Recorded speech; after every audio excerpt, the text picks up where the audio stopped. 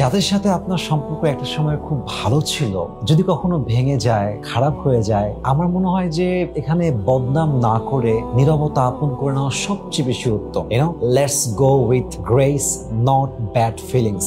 শ্রদ্ধার সাথে বিদায় নাও। খারাপ অনুভূতি নিয়ে অনেক বদনাম করে, অনেক বাজে কথা বলে বিদায় নেওয়ার চাইতে শ্রদ্ধার সঙ্গে বিদায় নেওয়া, I think that's really better. এবং আমার মনে হয় যে আপনি যে মানুষ নামে আজকে বদনাম করছেন, একটা সময় তার সঙ্গে আপনার অনেক ভালো সময় কেটেছে, হয়তো বিশ্বাসে আঘাত করেছে অথবা কোনো স্বার্থে আঘাত হয়েছে, ভেঙে গেছে মানেই যে আমি বদনাম করে ভাষায় ফেলবো, it's not like that. Sometimes silence speaks louder than revenge. মাঝে মাঝে নীরবতা খুব বেশি জোরালো হয় প্রতিশোধের চাইতে। অতএব যেখানে সম্পর্কটা সময় খুব ভালো ছিল, ওখান থেকে বের হয়ে আসা মানেই বদনাম করে ভাসিয়ে দেওয়া নয়, বাজে কথা বলে এটাকে আরো কাদা ছোড়াছড়ি নয়, বরং চুপচাপ ভদ্রতার সাথে, আদবের সাথে, ভালোবাসার সাথে, নীরবতার সাথে বের হয়ে আসেন। দেখবেন বাকি জীবনটা আপনি একটা পিসফুল লাইফ কাটাবেন ইনশাআল্লাহ।